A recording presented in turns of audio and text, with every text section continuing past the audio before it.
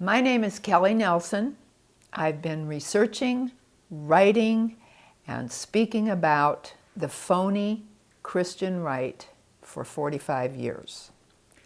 And I'm here today to tell you a little bit about them. Let me start off with Carroll Quigley. In 1966, Carroll Quigley wrote his massive book, Tragedy and Hope, A History of the World in Our Time. He was the historian official for the Council on Foreign Relations, and Quigley was privileged for 2 years to study the plans of the elitists for the world. In 1966, he wrote his massive book, Tragedy and Hope, A History of the World in Our Time. Tragedy, here's the book. It is a huge monster, as you can see, more than 1,300 pages, okay? Very important book you can still purchase today. Tragedy being that so many people have to die, and hope being the New World Order. Quigley taught at the School of Foreign Service at Georgetown University from 1941 to 1976 and was President Bill Clinton's mentor. On page 1247 of his book, he wrote this very important statement. And this is the culmination of what we have today. The chief problem of American political life for a long time has been how to make the two congressional parties more national and international. The argument that the two parties should represent opposed ideals and policies, one perhaps of the right and the other of the left, is a foolish idea acceptable only to doctrinaire and academic thinkers. Instead of the two parties, they should be almost identical so that the American people can, quote unquote, throw the rascals out at any election without leading to any profound or extensive change in policy. The policies that are vital and necessary for America are no longer subjects of significant disagreement. Understand that between both parties, there's no disagreement, but are disputable only in details of procedure, priority, or method. Then it should be possible to replace it every 4 years if necessary by the other party, which will be none of these things but will still pursue with new vigor approximately the same basic policies, unquote. This is what exists in America today. We have only one party with one agenda. This book had its first printing in 1966, 50 years ago, people. The powers that be, the CFR, etc., were so horrified that Quigley had told so many secrets, the book was not printed, and Macmillan Publishing destroyed the plates. It wasn't until 1974 that Jack Mezzaroli got permission from Quigley, reprinted the book, and sold it for his cost. Quigley laughed because he knew the noose was so tight around the necks of the American people that even with the truth of his book being out there for everyone to see, absolutely nothing would change. There are no old right conservative groups left today. There are no old right conservatives to lead our country back to a constitutional republic. Stay away from groups, and I mean all groups, and stay away from groupthink. The most powerful organization of groups that has been holding the door open for the left, the Council for National Policy. Never heard of them? Most haven't. They are false friends, and false friends are more dangerous than open enemies. The Council for National Policy was founded in 1981, allegedly to counter the Council on Foreign Relations, but it had 5 CFR members on their initial roster, 2 of the most famous being Arnaud de Bourggraff and J. Peter Grace. They still have CFR members on their membership list today, and it is populated by neocon Trotskyites, Dominionist Reconstructionists, and cultists. Let me explain. 40 or 50 years ago or more, those who have become leaders in today's Republican Party drifted away from Trotskyism and began to identify themselves as democratic socialists. Still later, under the guise of neoconservatives, Irving Kristol and William F. Buckley, who emasculated true old right conservatism, they slithered into the Republican Party as moderates. They stole the name of conservative and seized intellectual control of the true conservatives, as well as the entire Republican Party. Leon Trotsky must never be ignored.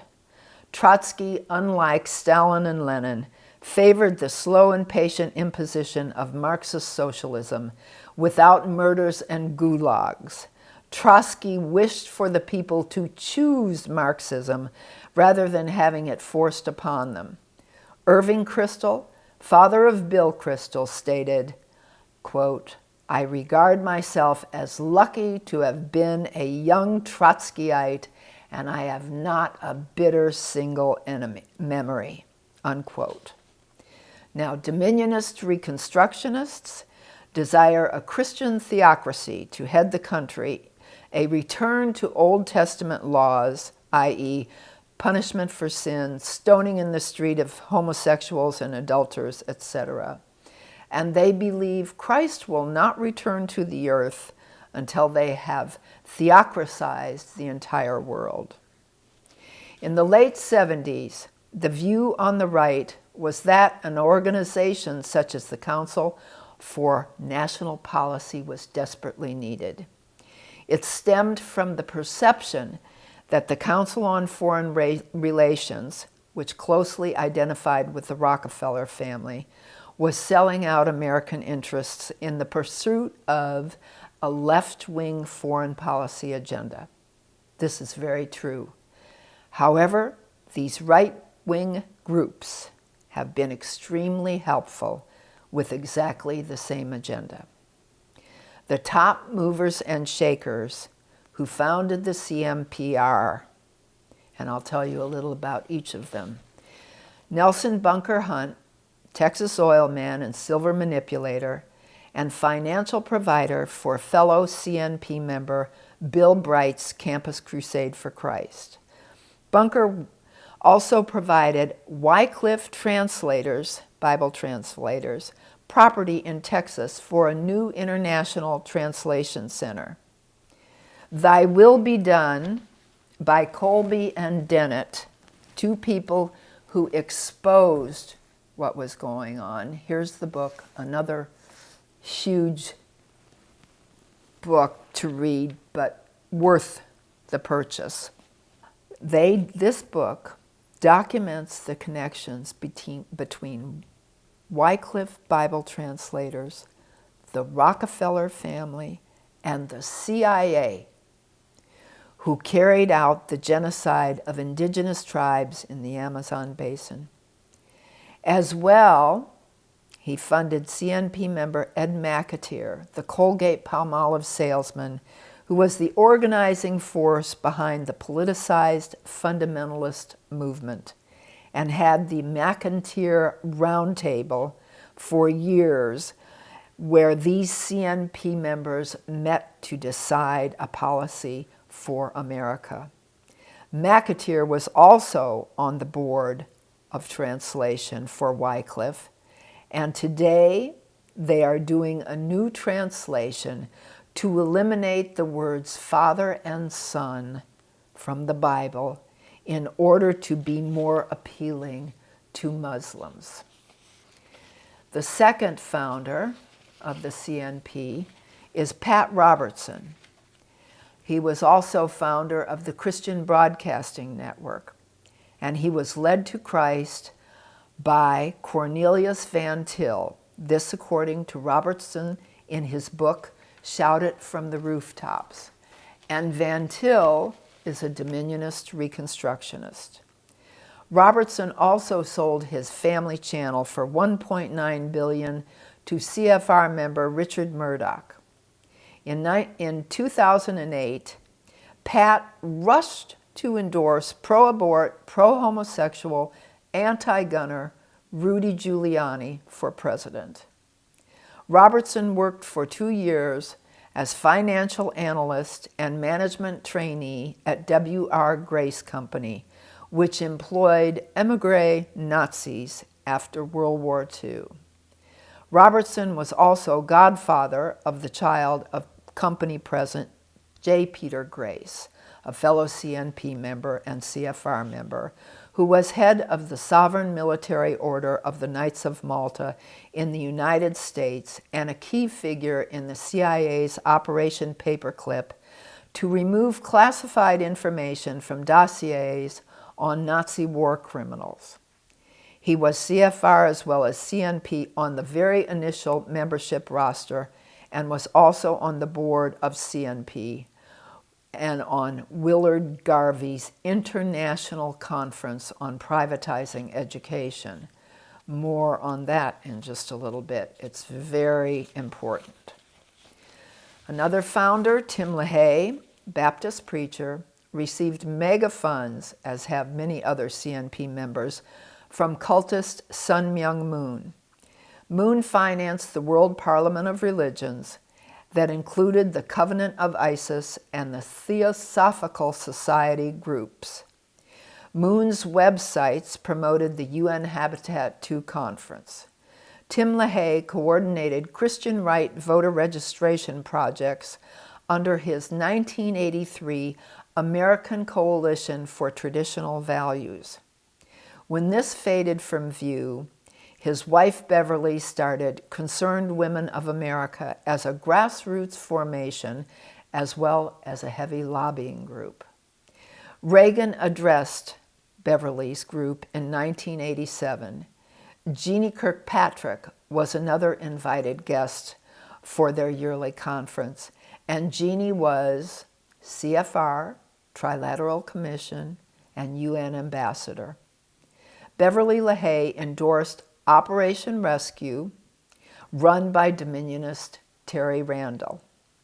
Tim LaHaye has been a leader in pushing the four temperaments of man, which is a major deception in the church today, and is the so-called spiritual application of pseudo-psychological temperament theory for individual personality assessment, when in actuality is derived from pagan and occultic philosophies, including Freud and Jung. The temperament can be defined as the unique mental and emotional disposition identifiable as the personality. The study of temperaments, which are man-centered, self-oriented, and psycho-paganistic, are being offered to the unwitting as a sophisticated, almost magical way to understand our deepest natures and our personality types. In actuality, Christians could be unknowingly lured into the occult by practicing the temperaments and other New Age personality typologies. With money from LaHaye's Left Behind series, the LaHayes gave $4.5 million to fellow Council on National Policy member Jerry Falwell's Liberty University for the School of Prophecy, which opened in 2002 and was named after LaHaye. LaHaye held the position of paid chairman with Sun Myung Moon's now defunct Coalition for Religious Freedom, the CRF. Moon is the founder of Unification Church and was the self-proclaimed Messiah to the world. He teaches the particularly vile heresy that not only did Jesus fail in his earthly ministry, but that he had sex with the women who followed him. This was reported in the 1990 Omega Letter and the 1996 Religion in Politics. In June 1985, Coalition for Religious Freedom held several rallies, one of which was in Washington, D.C. There, LaHaye urged over 300 men and women present to support Moon by voluntarily going to jail with him for a week, if allowed to do so by authorities. LaHaye said, "Not that I'm in agree with his doctrine, not that I agree with what he teaches, because many of us don't know what he teaches. We have only read about it in the paper, and you know how much we can trust papers," unquote. Evidently, LaHaye is unaware of the many books and research papers made available by Christian cult investigators.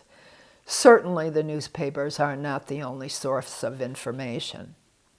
Other so-called evangelicals that served with LaHaye at CRF as executive committee and or advisory board members were Don Wildman, founder and president of the social activist American Family Association. He's a CNP member and a Dominionist.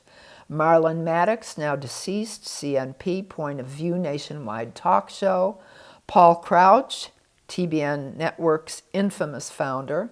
Hal Lindsey, James Robison, CNP, Jimmy Swaggart, and D. James Kennedy, deceased, CNP, author and pastor of Coral Ridge Presbyterian Church in Fort Lauderdale, Florida. An agenda of social activism certainly makes for extremely strange ecumenical bedfellows. In a personal letter dated 6/3 of 93, LaHaye claims to have never received any pay for his stint as CRF's temporary chairman for a month and a half.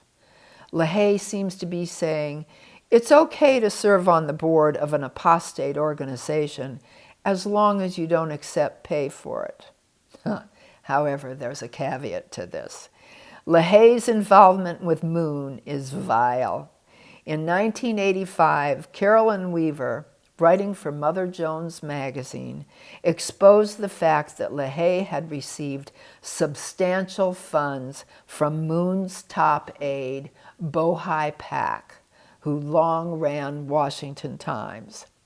This was discovered in a tape of a dictated thank you letter from LaHaye thanking Pak for a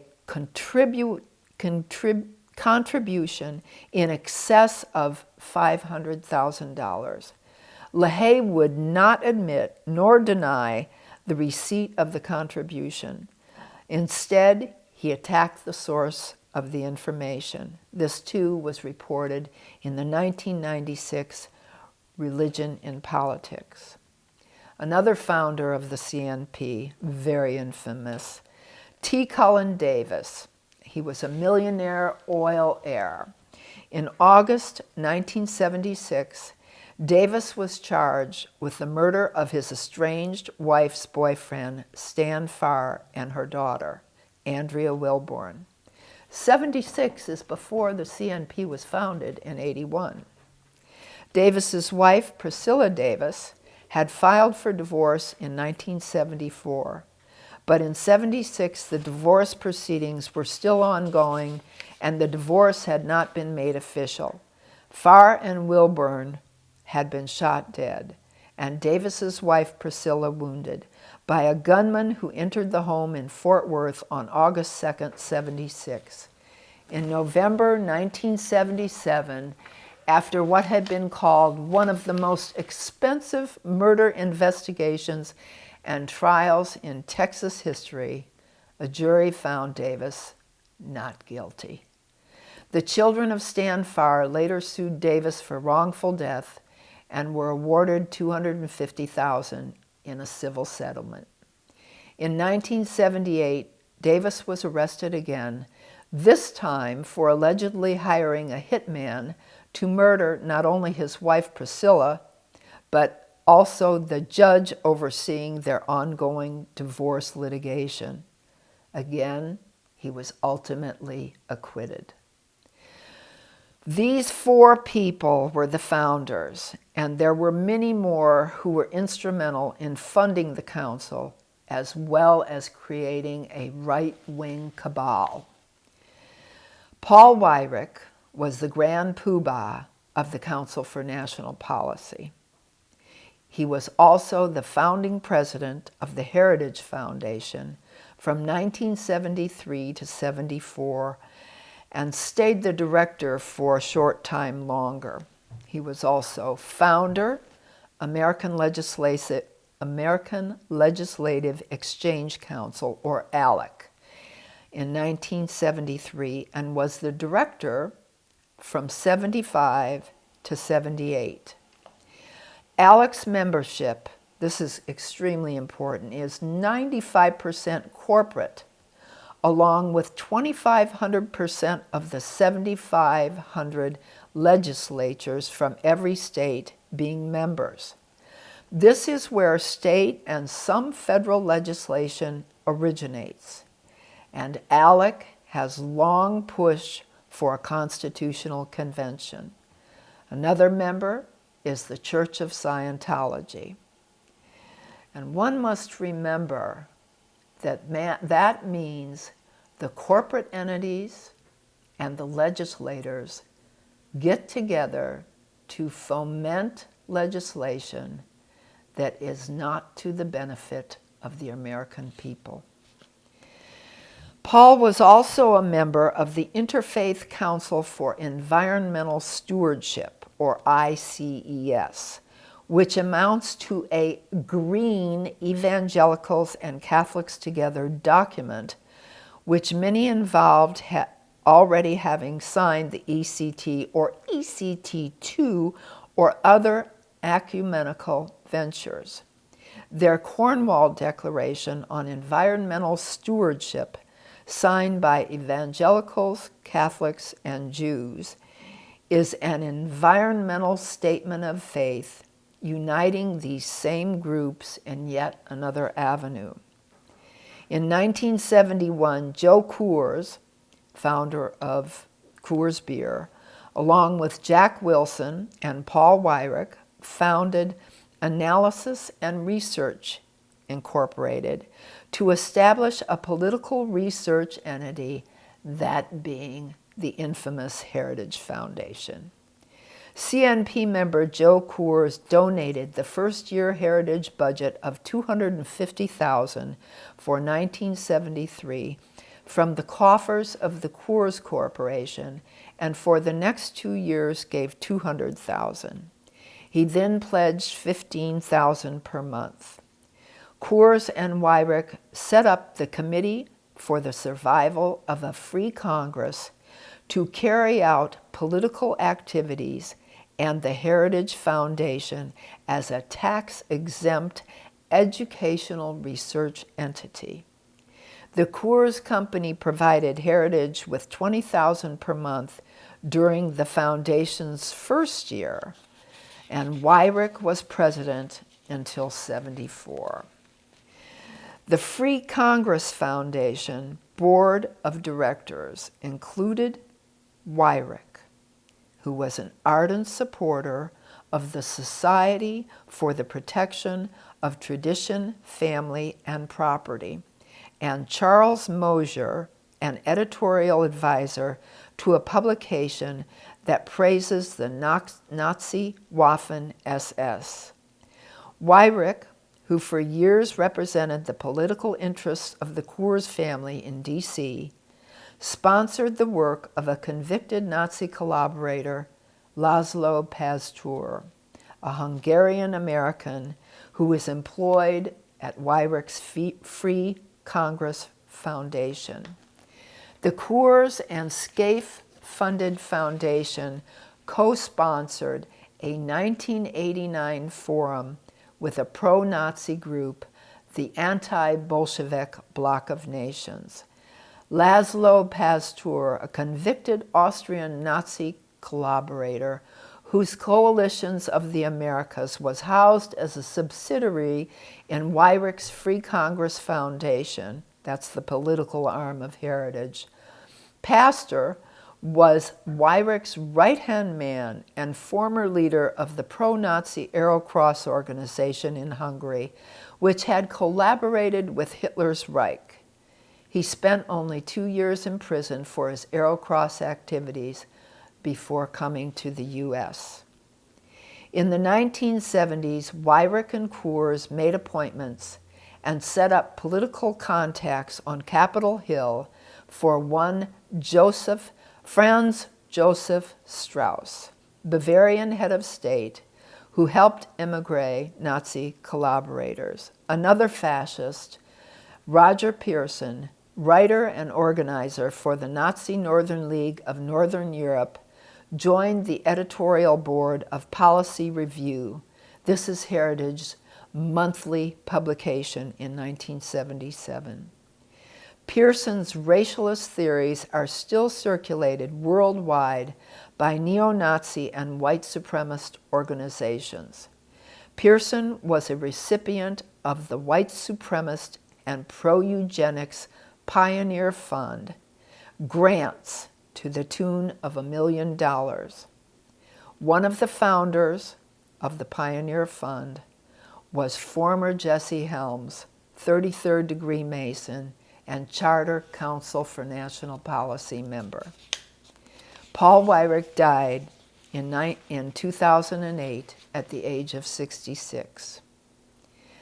Another huge funder of heritage is Richard Mellon Scaife, heir of the Carnegie Mellon fortune, who funds both sides of the aisle and is a strong supporter of tax funding for Planned Parenthood and abortion at any stage.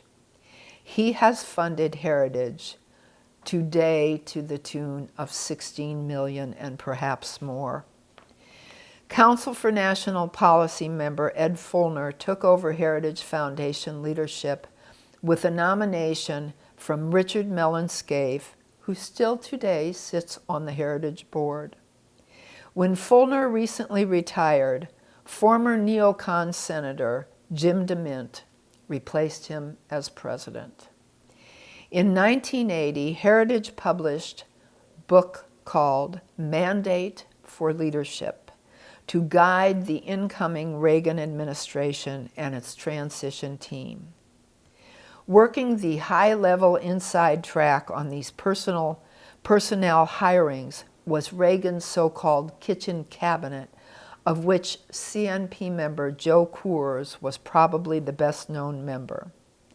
A Reagan loyalist since the 1968 GOP convention, Coors began spending a lot of time in D.C. and at the White House. The attempt at governance by the kitchen cabinet became so elaborate that they actually established an office in the Executive Office building across from the White House. Embarrassed by the image of a covey of millionaires seeming to run parallel and sometimes conflicting personnel recruitment operations, senior White House staff produced legal opinions saying that it was illegal for a private group to occupy government property. In this case, a White House office. Although Coors produced a legal opinion arguing there was no violation of law, Coors and friends were evicted. Heritage could hardly claim diminished relations with the Reagan administration, however, as an estimated 2/3 of its mandate's recommendations were adopted in the first year of the administration. Further, Heritage was using a letter of endorsement from White House Chief of Staff Ed Meese, CNP charter member. In a December 1981 fundraising effort, in his letter of endorsement, Meese promised Fulner that this administration will cooperate fully with your efforts. After leaving the Reagan administration, Meese joined the staff of the Heritage Foundation, is paid over $500,000 today, and is still there. Edwin J. Fulner, formerly the president of Heritage Foundation, had a yearly income which included deferred compensation of $1,098,612. Former Attorney General Edwin Meese takes home $500,000, as I just stated. And Fulner is also a charter member of the Council for National Policy.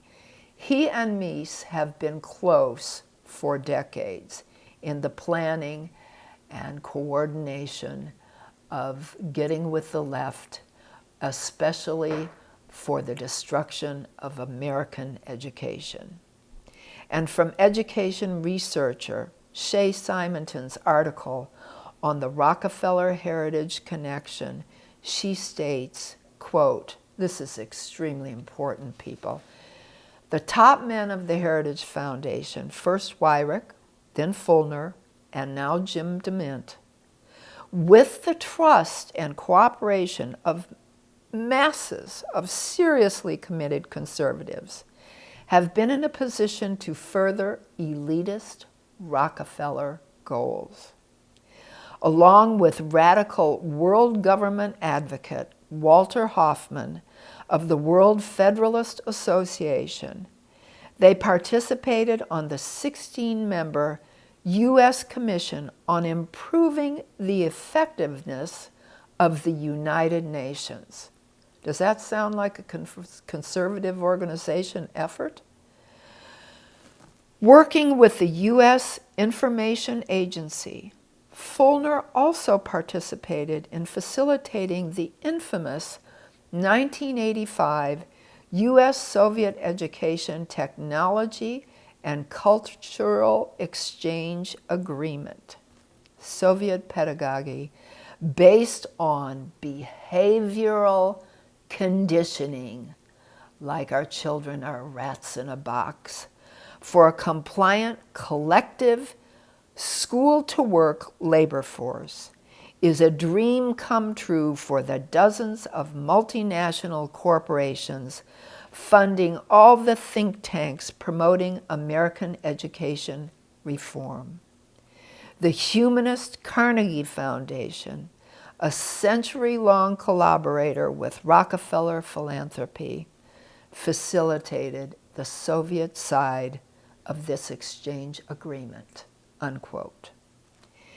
Heritage's communist connections were established rapidly after the historic meeting between Reagan and Mikhail Gorbachev at the Geneva Summit.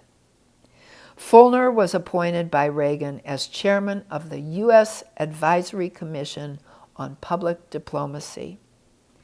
The commission was responsible for expediting a signed Soviet-American educational exchange agreement with the Soviets, people. At the same time, note that Heritage founder Weyrich once also served as advisor to former Russian President Boris Yeltsin. Both Fulner and Weyrich were also involved with other powerful players and shadow figures, some from the right and some from the left. They have been included in groups formed to reinvent the United Nations, supposedly to face our 21st century. It is becoming more and more evident that Weyrich and Fulner were in fact organizing a tight group that represented the merger of both right and left, which we've now seen over the past 65 years. Jim DeMint continues this effort. The Council for National Policy members love Heritage, and their members have been Heritage's presidents. We must also remember the 1955 UNESCO, that stands for United Nations Educational, Scientific, and Cultural Organization, book, their book, mental health in education, is the earliest reference to the need for choice in education. The charter schools concept, strongly marketed around the country by Heritage affiliates, with the help of Council for National Policy members in every single state, attempts to link patriotic free enterprise themes to a blatantly unconstitutional system of corporate fascism, to business-government partnerships in the education of America's children. Now let's look at the cult leanings of the Council for National Policy. The sun-myung-moon connection to the CNP is huge. CNP member Reverend Robert Grant headed up the American Freedom Coalition, which was a front group within the CNP for Sun-Myung-Moon. Grant's organization received over $5 million in 2 years from Moon. This gave Moon the opportunity to fund other Council for National Policy members. He gave millions to Jerry Falwell to shore up Liberty University. Falwell denied this, but the proof was evident and documents were found. Moon also funded Tim and Beverly LaHaye through one of their front groups. Moon owns the Washington Times newspaper, which Reagan stated he read every morning. The former editor of that newspaper was CNP and CFR member Arno de Borschgraf, who now heads up Moon's United Post International, it's UPI.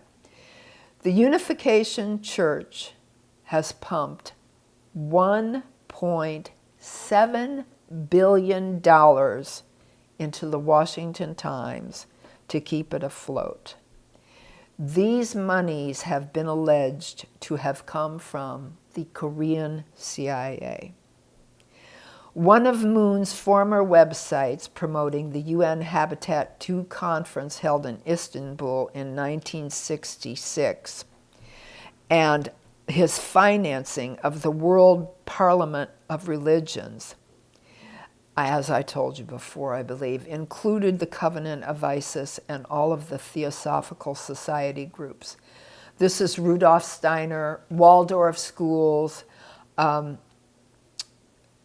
definitely nothing Christians or the Judean Christian American people would consider of good help to education. Moon used to have huge conferences where he would speak with his wife.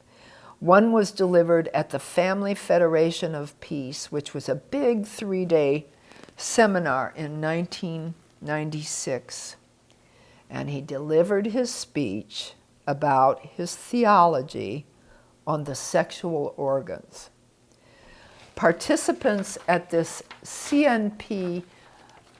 event were CNP members Beverly LaHaye, Gary Bauer of Family Research Council, Robert Schuller, not a member, Pat Boone, CNP member, and Bill Cosby, not a member, who tried to get out of it when he found out it was a Moon function, but was threatened with a lawsuit.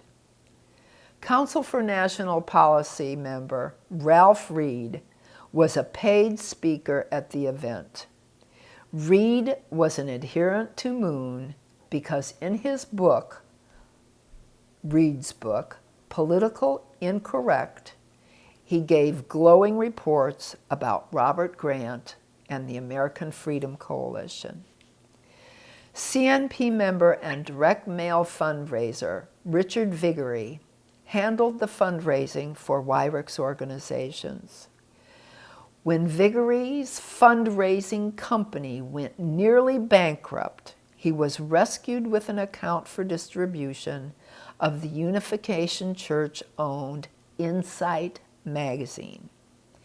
In 1987, Bo-Hai Pak, a former Korean military intelligence officer, and Moon's top U.S. operative, paid $10.06 million for Vigory's office building, bailing him out. Also in 1987, Vigory became secretary, strategist, and fundraising genius of the newly created Moon-controlled and funded American Freedom Coalition, which Robert Grant headed up, an alliance of political conservatives and conservative religious groups and individuals.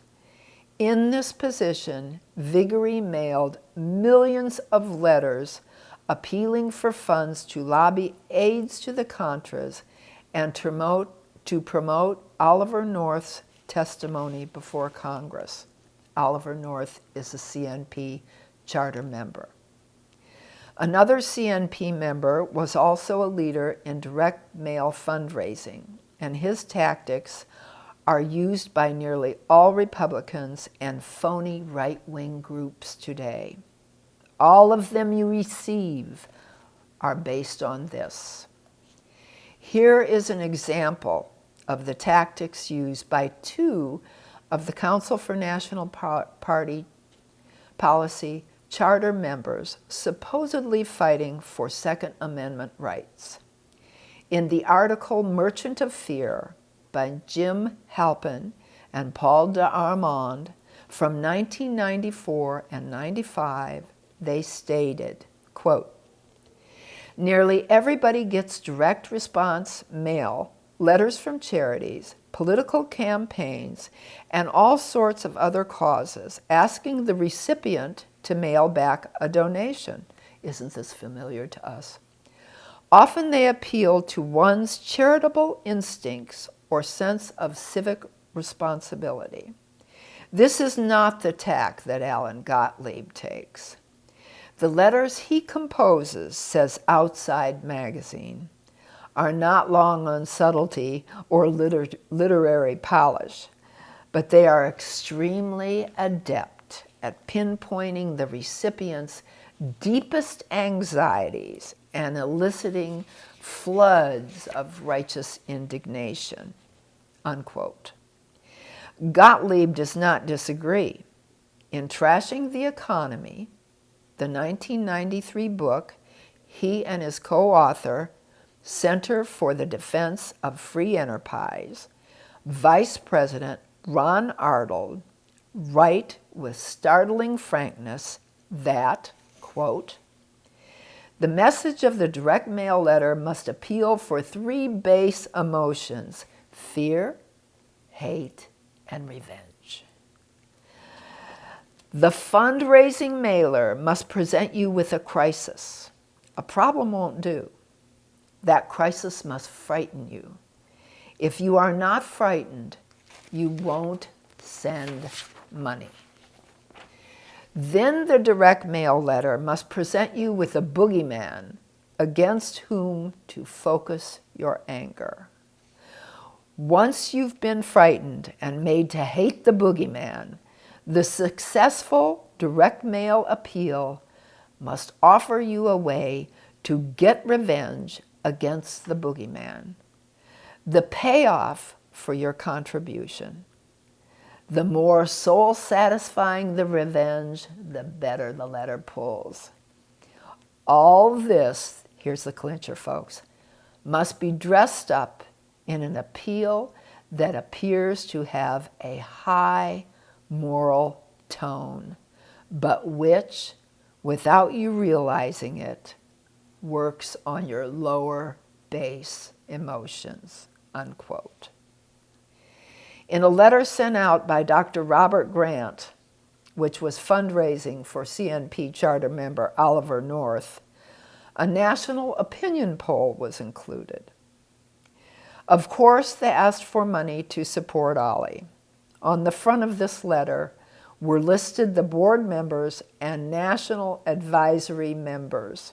I'll run through this quickly, but they included Richard Eichord, Congressman from Missouri, Bob Wilson, Congressman from California, Robert Grant, American Freedom Coalition, Dr. Ralph Abernathy, civil rights leader, Richard Viguerie. He was the secretary of Grant's American Freedom Coalition and likely the direct mail guru who composed and sent this letter out.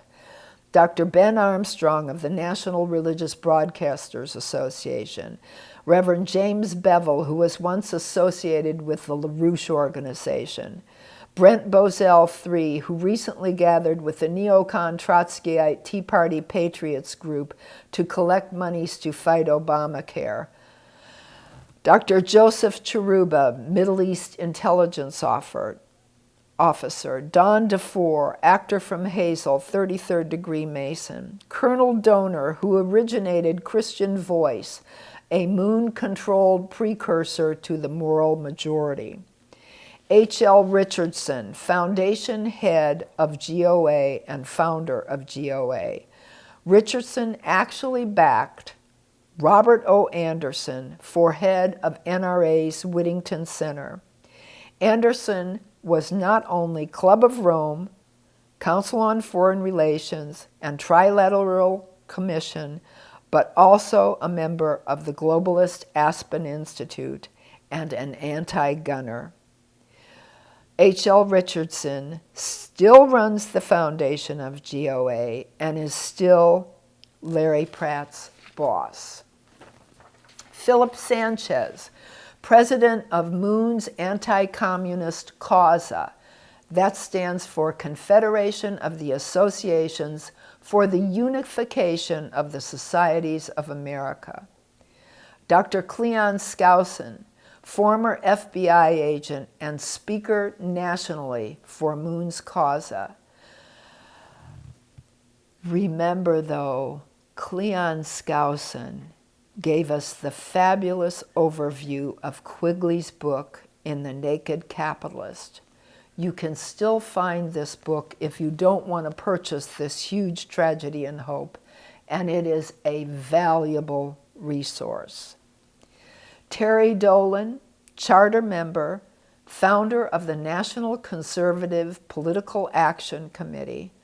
Dolan was a staunch anti-homosexual rights player, but he was also a closet homosexual and died of AIDS, CNP member as well. CNP charter member Morton Blackwell, who gave renewed fame at the 2012 Republican Convention, works with Plinio de Coria's D. Olivier's Tradition, Family, and Property, that's the TFP, and endorsed Olivier's book, Nobility and Analogous Traditional Elites. This is an important document on the necessity of restoring traditional nobility and elites to rule the world. In the foreword, Blackwell wrote, "One does not have to accept papal infallibility to appreciate a case persuasively made using theological, moral, and prudential arguments. This book will convince MIDI readers, whatever their faith, that good elites are legitimate, desirable, and yes, necessary," unquote. This is very similar to what Paul Weyrich wrote in a 1987 article stating that we needed a shadow government to rule America. What does he think the CFR is? The Secret Story of a Cult Apologist by Miguel Martinez features a picture of Paul Weyrich and Morton Blackwell with the American head of TFP, which is the parent organization of CESNUR, that's CESNUR, the Cult Apology Network for cults such as Scientology. This goes to, Another thing, very important, Pastor Austin Miles, who was a very temporary member of the Council for National Policy and found out what they were, was basically overseen by Morton Blackwell. Morton Blackwell took Pastor Miles to his church, and the church preacher, doctor, wife, was a pro-abortion doctor that they prayed for in this church. Other well-known Council for National Policy members, include Richard Allen, who with Dr. Fulner together founded Heritage's Asian Studies Center in '83, and Mr. Allen has served as its chairman. Allen was a staunch promoter for NAFTA, the destruction of America's industrial society, through Heritage Foundation, along with his fellow CNP member, Dick Armey. Another is Matt Staver of Liberty Counsel, pro-amnesty like many of his fellow Council for National Policy members. James Dobson, psychologist who mixes psychology and Christianity, formerly of Focus on the Family. John Whitehead of the Rutherford Institute, strong Dominionist. Jack Abramoff, lobbyist who went to prison for defrauding Indian tribes. Grover Norquist, Muslim apologist, CFR member, and head of Americans for Tax Reform, and a very close member and friend of Jack Abramoff. Don and Tim Wildman of American Family Association, both Dominionists, and connected to New Apostolic Reform, the organized prayer fest for Governor Perry. I would suggest you look up Sarah Leslie's very informative and documented information on this New Apostolic Reform. It is definitely another cult.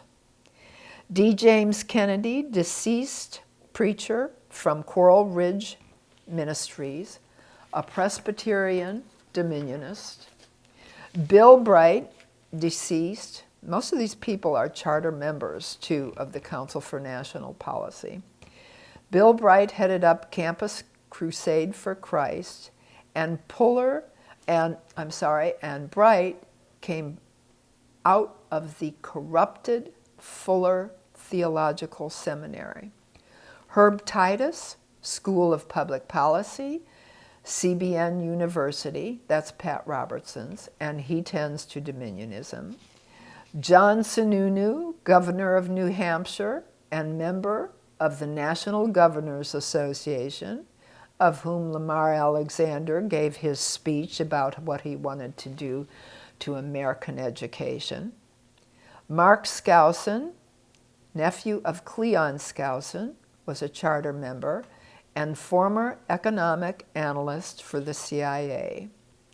Major General John Singlaub, CIA deputy in South Korea during the Korean War, who served for 2 years in Vietnam during the 60s.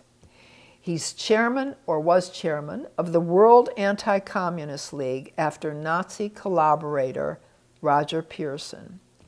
The United States Council for World Freedom, which became the World Anti-Communist League's most active branch, was founded in 1981 by Singlaub with a $16,500 loan from the Taiwanese branch of World Anti-Communist League and a generous support from beer baron Joe Coors again. From 1984 through 1986, Singlaub was the chairman of World Anti-Communist League. Singlaub engaged the services of CFR member J. Peter Grace and Americares to supply arms to the Contra rebels in Nicaragua, and was indicted in 1986 and 88 over U.S. CWF activities in support of the Contras. Member of the National Policy Board of Moon's American Freedom Coalition. So there again, tied to the Unification Church. Richard Schaaf, CNP member, Board of Governors, 1982, former Grand Kilgrap State Secretary, and funder of the Indiana Ku Klux Klan. I don't know if most people understand that in Indiana there is one of the most active and the largest KKK groups around, and there are still places where black men better not be seen after dark of night. Financial supporter of High Frontier and Star Wars Group, allied with Elizabeth Clare Prophet's Church Universal and Triumphant. He served on the board of Jesse Helms' Coalition for Freedom, which again received funding from the Eugenics Pioneer Fund, and who also funds racialist research. Funds and served on the board of directors of Moon's Conservative Caucus. Jay Sekulow, lawyer for the American Center for Law and Justice, founded by Pat Robertson. Phyllis Schlafly, Eagle Forum, charter member, Dame of Sovereign Military Order of the Knights of Malta, of which she paid $30,000 to join, member of Phi Beta Kappa, and she loves charters except for the Muslim Gulen charters. Obviously, she's for tuition tax credits and vouchers, ultimately which would destroy private and religious education. William Rusher, Council for National Policy Board of Governors, 1982. In 1955, William F. Buckley, Jr., definitely neocon Trotskyite, a CFR member, a Skull and Bonesman, and a former CIA agent, founded the National Review magazine with William Rusher as publisher. Rusher and F. Clinton White, having cut their political teeth in the Young Republican National Federation, the powerful and shadowy YRNF syndicate, became the political strategists of the ideologically distinct conservative movement that gained organizational control of the Republican Party in 1964. In 1961, Richard Viguerie answered an ad in National Review for a political organizer and was hired by Rusher as Young Americans for Freedom's executive secretary. In 1976, at an American Conservative Union Conference reception after the conference, Rusher was asked by Charlotte Iserby the following question, quote, "Why doesn't Human Events, National Review, and the American Conservative Union ever deal with the subject of no elected boards and regional governance?" His response was, quote, "I guess they don't think it's so important," unquote. In the Communist Daily World, Morris Zeitlin explained that regionalism is communism. The entire article is on page 134 in Charlotte's Deliberate Dumbing Down of America. You can get that easily on her website, deliberatedumbingdown.com. Planning is socialism's trademark. Think too of the UN Agenda 21 and the planning for the elimination of our property rights. So I guess the neocons believe communism is not very important, eh? Back to the list. Rousas Rushdoony, deceased, charter member, Council for National Policy, strong Dominionist Reconstructionist, and founder of his group Chalcedon. Gary North, Council for National Policy member, son-in-law of Rousas Rushdoony, another Dominionist Reconstructionist, made tons of money selling survival supplies during the Y2K by selling fear. Now heads Ron Paul's new homeschool curriculum, along with other Dominionist Reconstructionists as teachers.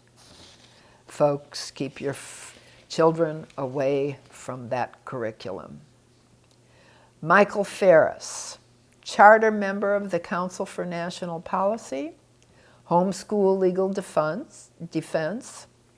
He is pro-con-con and author of the Parental Rights Amendment, which outlines parental rights, thus eliminating our God-given rights.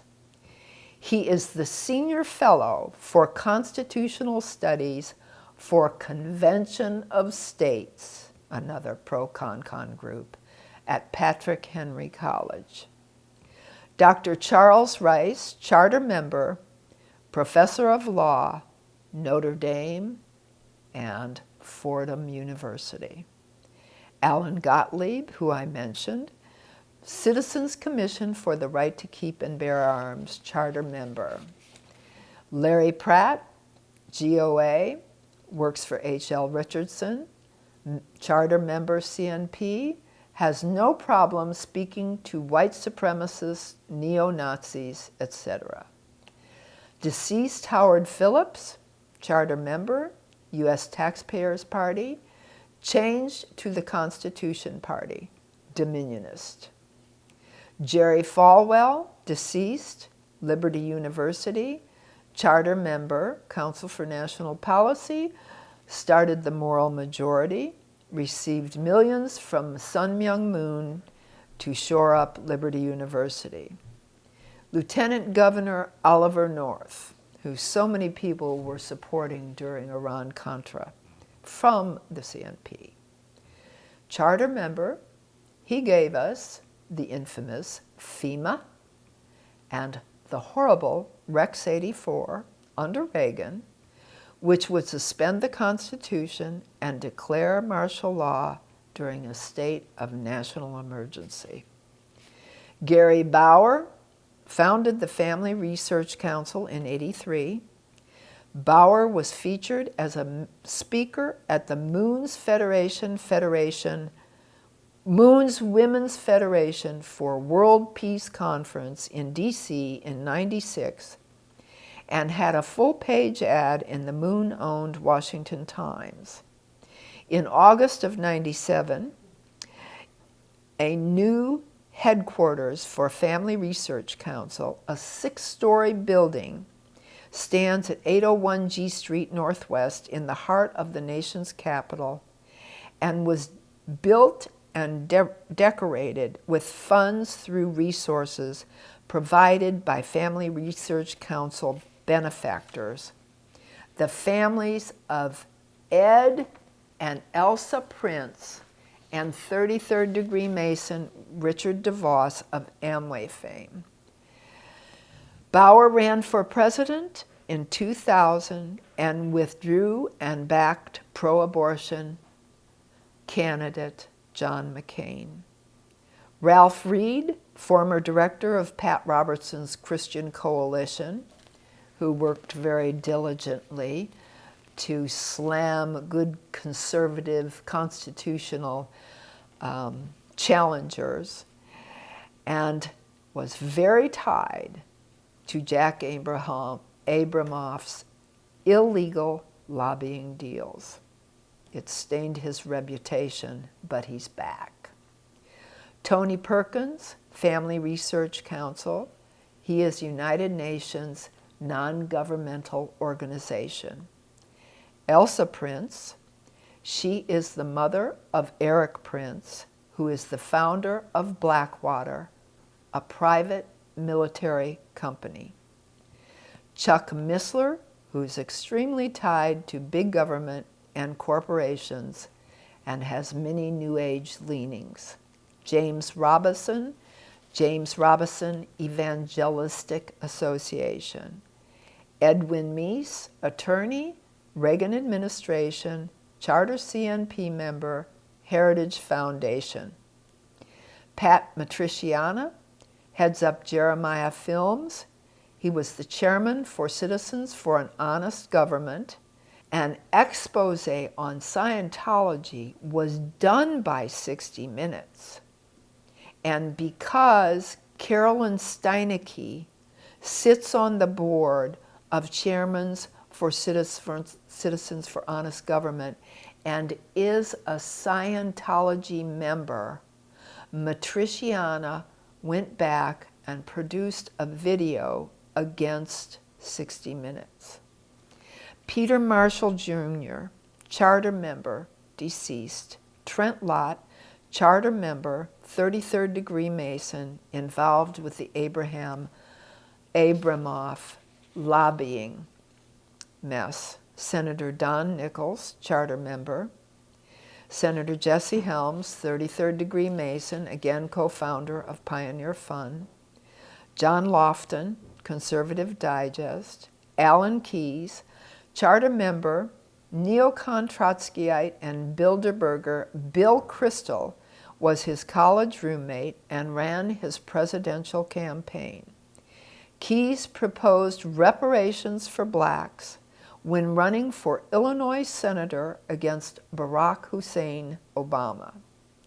He worked under Jeannie Kirkpatrick, who is CFR, Trilateral Commission, when she was the United Nations ambassador. Jack Kemp, 33rd degree Mason, deceased, charter member, Empower America, co-founded with Bill Bennett, Education Secretary under the Reagan administration. And other former Empower notables included Representative Paul Ryan, Republican Wisconsin, Mitt Romney's 2012 vice presidential running mate, who at one time worked as a speechwriter for the group, as well as long-standing Republican stalwarts, Vin Weber, and again, CFR, Trilateral Commission, Jeannie Kirkpatrick, who served as director for the group. So you see, none of these phony right-wing Christians have any problems dealing with the Council on Foreign Relations, so-called shadow government, running the elites of the world to destroy America. Reed Irvine, charter member, Accuracy in Media, worked for the Federal Reserve, said he wouldn't have been hired had he not been a fellow comrade. He left AIM, Accuracy in Media, to Cliff Kincaid, a former CNP member, who stated that Irvine was his mentor. J. Peter Grace, deceased, charter member, CFR, CMP. Arno de Borchgraf, charter member, CFR, former editor for Moon's Washington Times and heads up Moon's UPI Today. Willard Garvey, charter member, National Center for Privatization. How often we've heard that lately. Wrote a letter to Reagan wherein he was proposing privatization to the point where it would eliminate representative government. That is in his letter. He is also a New Ager with crazy geodesic domes on his property looking for space aliens. He may have passed. I don't know. I did not check if he's still alive. Foster Friess, charter member, extremely wealthy businessman, and funded neocon Rick Santorum for all of his political offices. Joe Farah, WorldNet Daily, Western Journalism Center, worked for Farah's now defunct paper in Pennsylvania, and Western Journalism Center was originally funded by none other than Richard Mellon Scaife, the huge funder of Heritage. Richard DeVos, charter member, Amway Foundation, strong funder of Heritage Foundation, and daughter Betsy DeVos, pushing vouchers, choice, along with the entire DeVos family. Dick DeVos is brother, that's his son, brother-in-law to Private Mercenary Army Blackwater's founder, Eric Prince. Senator William Dannemeyer, charter member, Holocaust denier, supported a bill by Lyndon LaRouche. He has gotten involved with many extremist groups. Joseph, Jeffrey, and Holly Coors, major contributors to Heritage, charter members. Sam Brunelli, charter member, former head of Wyrick's American Legislative Exchange Council. Richard Bott Radio Network, charter member. David Balsinger, charter member. Church Universal and Triumphant minister, Claire Prophet.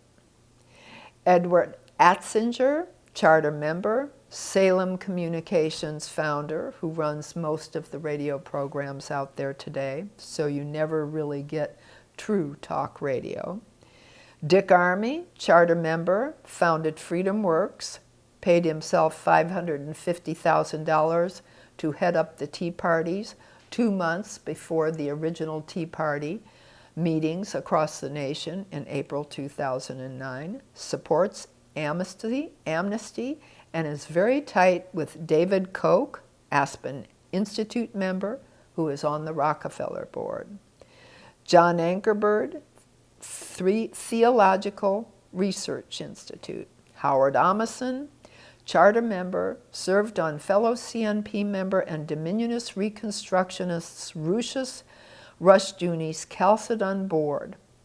The Amason Foundation was a contributor to, guess what? The Council on Foreign Relations, according to their 1990 through 1993 annual reports. Willard Garvey, proponent of privatization, who I mentioned, wrote a letter to President Reagan proposing the same, stating, "The knowledge, communication, and computer industry can make political representatives obsolete." Do you understand this goal? This is the goal of a planned economy. This is the goal of the Soviets. This is the goal of communism in the United States today. George Gilder, program director for Manhattan Institute, contributing editor for CFI, CIA, Buckley's National Review. Robert Kriebel, deceased, board member of Heritage Foundation and of Wyrick's Free Congress Foundation, and he made more than 80 trips to Russia to spread democracy. I think he brought it back with Soviet communism and gave it to America. There are hundreds and hundreds more of these members, some whose names you would recognize, some you would not, but if you were to investigate them, you would recognize their connections to those who are our enemy. These people aren't our friends. They are the false friends, the ones that fool the American electorate. They are more dangerous than our open enemies because they are the wolves in sheep's clothing. Stop and think about this, folks. We would not be fighting education today had even a handful of these Council for National Policy members read Charlotte Iserbyt's book or come forward to help us save America's once great education. We wouldn't be where we are today. Our real friends are few and far between. For more information on the phony right wing, here are several books worth purchasing. They are written by the left, unlike this, Thy Will Be Done, which was written by good guys. But these books would come in handy if you want to know more who the true enemy is. By Russ Belant, The Coors Connection. Joseph Hawley Coors, who funded Heritage. How Coors family philanthropy undermined democratic personalism. Okay? Old Nazis, the New Right, and the Republican Party, Domestic Fascist Networks, and Their Effect on U.S. Cold War Politics, by Belant. Eyes Right, Challenging the Right-Wing Backlash, by Chip Burley. Not a friend of conservatives, but exposing the truth about them. Roads to Dominion, Right-Wing Movements and Political Power in the United States, by Sarah Diamond. There you go. So, to come to a completion of this little speech, the warnings are out there, the documents are out there, the truth is out there. We have one party. They've all joined in the same agenda. They are not working for a constitutional republic. If anything, they're working against it. You must know the false friends, because if you do not, you will be sucked in to the same thing that the left is pushing in America, and that's communism. Thank you for your time.